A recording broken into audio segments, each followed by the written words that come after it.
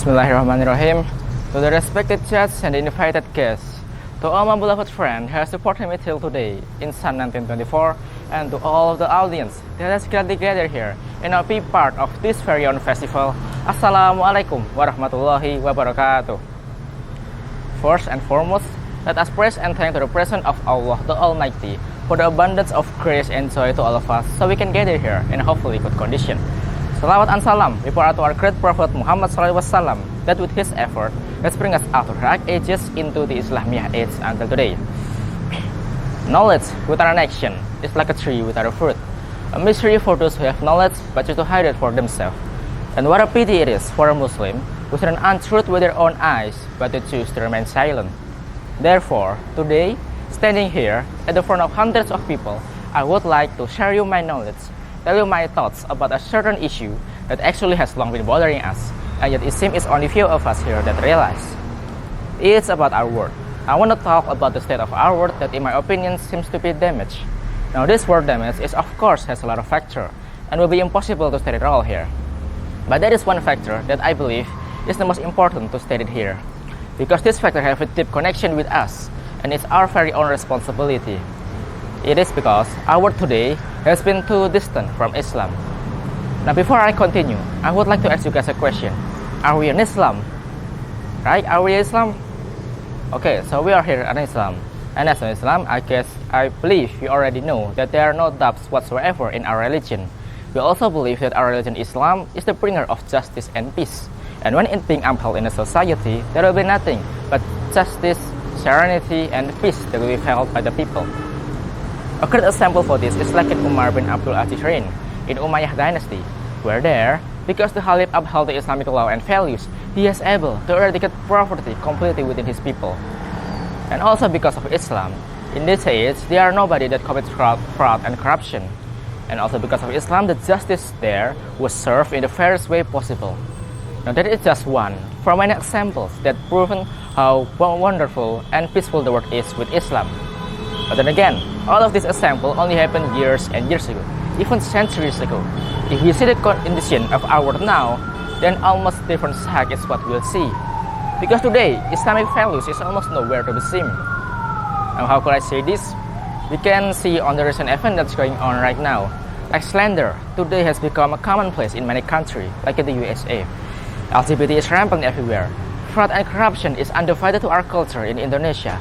And injustice, violence and conflict basically become a daily news in every country today. Now, seeing all of this, one question arises.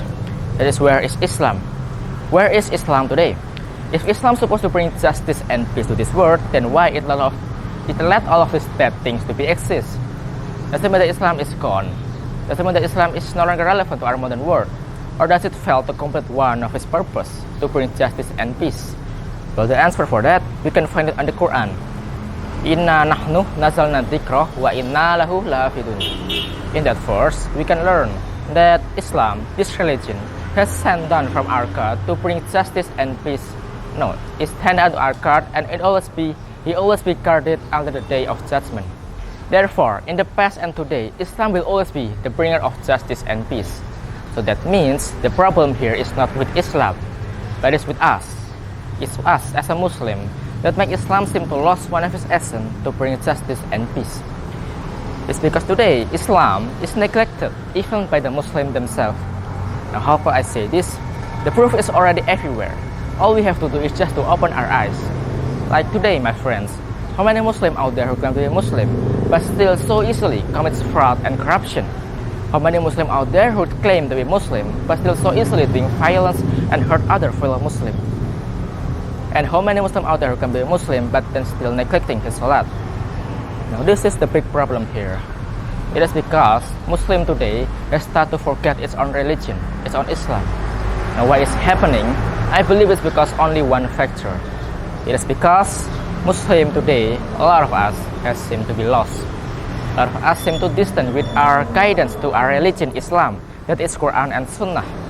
A lot of us seems to lazy to learn it. Instead, some of us are too busy with personal ambition, worldly temptation, and secular needs, that a lot of us forget our hereafter, our true life, an eternal life that has been promised to our God for us to remember Him. And therefore, as a young Muslim generation that has been born in this age, we have only one task remain, one responsibility that we must take. That is to change. That is to go back to Islam that it used to before. Rebuild our iman, hold tight to Quran and the Sunnah, rather than tossed around by the flow of this mad age. And then remember, if you have Allah religion, then Allah will help you. In tansurullaha yansurukum. Now that verse will be the closing for my speech today. If I have any mistake in any from the I deeply apologize. Thank you for the attention. Wassalamualaikum warahmatullahi wabarakatuh.